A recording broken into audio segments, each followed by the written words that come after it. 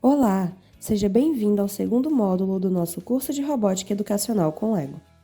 Na aula anterior, aprendemos como um robô produz movimento. Conhecemos o hub, os motores, os eixos, as engrenagens e entendemos como esses componentes trabalham juntos para transformar energia em movimento. Mas imagine um robô que apenas anda para frente. Ele conseguiria desviar de uma parede? Parar quando encontrasse um obstáculo? Seguir uma linha desenhada no chão? A resposta é não. Isso acontece porque produzir movimento é apenas uma parte da robótica. Para que um robô possa interagir com o ambiente, ele precisa ser capaz de perceber o que acontece ao seu redor. E é exatamente para isso que existem os sensores. Vamos aprender mais sobre eles? Os sensores são dispositivos capazes de medir alguma característica do ambiente e transformar essa informação em dados que podem ser interpretados pelo hub. É importante entender que o robô não percebe o mundo da mesma forma que nós.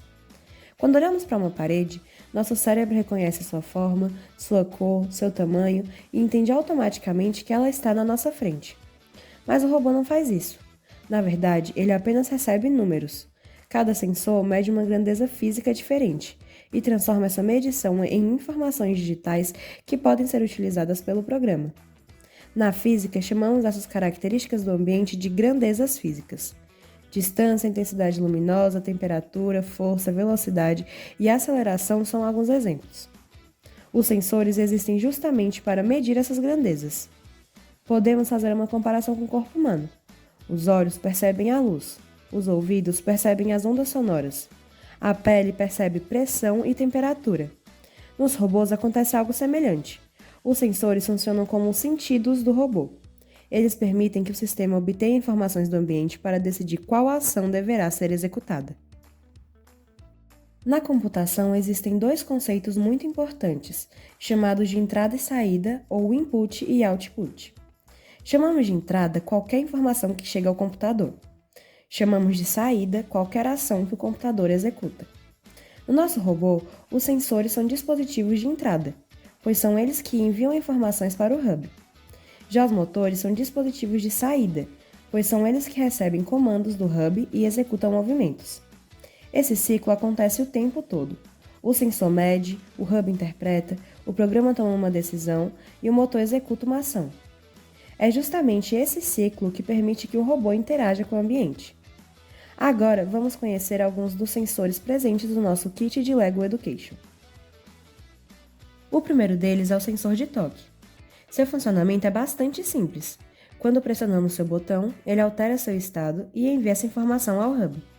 Na prática, ele funciona de maneira semelhante aos botões encontrados em um elevador, em um teclado ou em um interruptor de luz. O programa pode verificar se esse botão foi pressionado ou não e, com base nessa informação, decidir o que fazer. Por exemplo, podemos programar um robô para começar a andar apenas quando o botão for pressionado, ou parar imediatamente ao detectar esse comando. Embora seja um sensor simples, ele nos apresenta um conceito muito importante. Uma informação pode possuir apenas dois estados: pressionado ou não pressionado, ligado ou desligado, ou verdadeiro ou falso. Na computação, esse tipo de informação é chamado de dado booleano e será muito importante quando começarmos a utilizar estruturas condicionais. Outro sensor muito utilizado é o sensor de distância. Sua função é medir a distância entre o robô e um objeto localizado à sua frente. Dependendo do kit Lego utilizado, esse sensor pode utilizar luz ou ondas ultrassônicas para realizar essa medição. Entretanto, o princípio é o mesmo. O sensor envia um sinal, esse sinal atinge um objeto e retorna ao sensor. A partir do tempo desse retorno, o sistema consegue estimar a distância até o obstáculo. Esse mesmo princípio é utilizado em sensores de estacionamento de automóveis, robôs aspiradores de pó, sistemas industriais e até veículos autônomos. Quanto menor for a distância medida, ou seja, o tempo para o sinal retornar, mais próximo o objeto está do robô. Essas informações permitem criar programas capazes de evitar colisões, manter uma distância segura ou localizar objetos no ambiente. Outro sensor extremamente importante é o sensor de cor.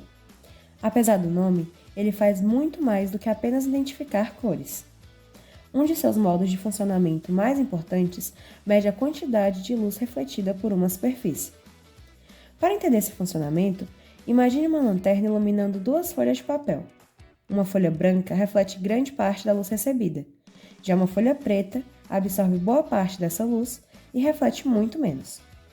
O sensor de Cole utiliza exatamente esse princípio. Ele possui uma pequena fonte de luz e um detector capaz de medir quanto dessa luz retorna após atingir a superfície.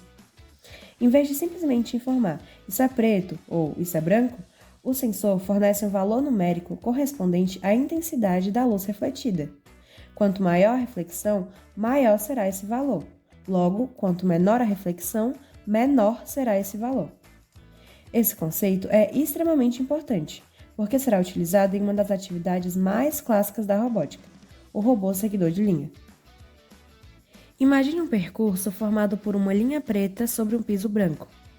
Nosso objetivo não será manter o sensor totalmente sobre a linha preta, nem totalmente sobre a parte branca.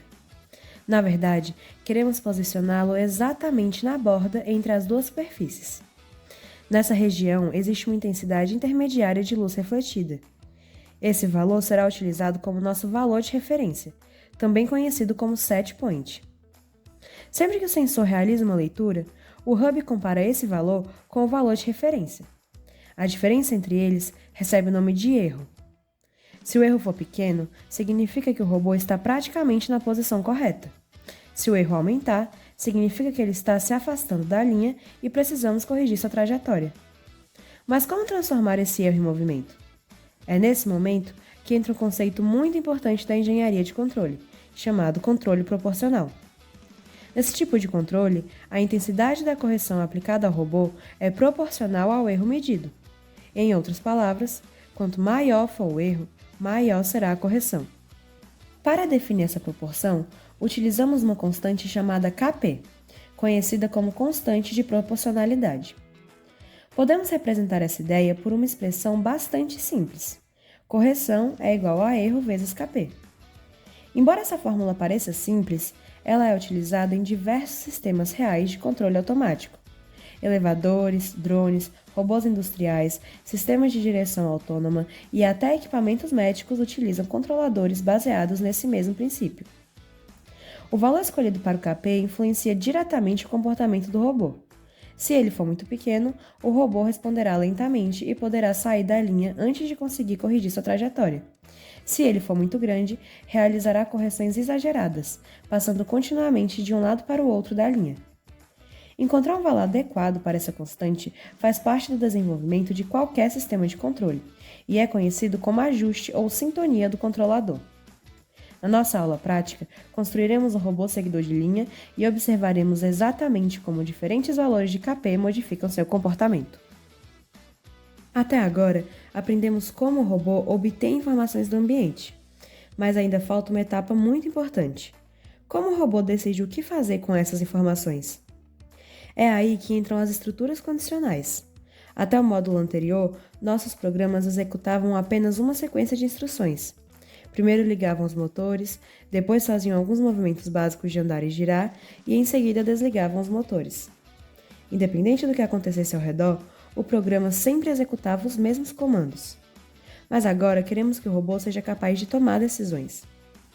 Na programação, isso acontece por meio de uma estrutura conhecida como se, então e se não, ou if-else. Ela permite que diferentes ações sejam executadas dependendo de uma condição. Por exemplo, se o sensor detectar um obstáculo, então o robô deve parar. Caso contrário, ele continua andando. Outro exemplo seria, se o sensor de toque estiver pressionado, então o robô inicia seu movimento. Se não, ele permanece parado. Observe que toda a estrutura condicional depende de uma pergunta cuja resposta será verdadeira ou falsa. Essas respostas, como nós já vimos antes, são chamadas de valores booleanos. Sempre que uma condição é satisfeita, um conjunto de instruções é executado. Caso contrário, outro conjunto poderá ser executado. Esse mecanismo permite que o robô deixe de apenas repetir comandos e passe a reagir ao ambiente. É justamente essa capacidade de perceber informações, analisá-las e executar diferentes ações que torna o sistema robótico inteligente. É importante lembrar que essa inteligência não significa que o robô pensa como um ser humano.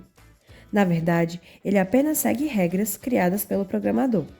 Quanto melhores forem essas regras, mais eficiente será o comportamento do robô. Neste módulo, aprendemos que sensores medem grandezas físicas, transformam essas medições em dados e enviam essas informações ao hub. Também compreendemos como essas informações podem ser utilizadas em estruturas condicionais para permitir que o robô tome decisões. Conhecemos o funcionamento dos sensores de toque, distância e cor e entendemos o conceito de entrada e saída de dados. E vimos uma introdução ao controle proporcional utilizando a constante Kp, que será aplicada na construção do nosso robô seguidor de linha. Na próxima aula, colocaremos todos esses conceitos em prática.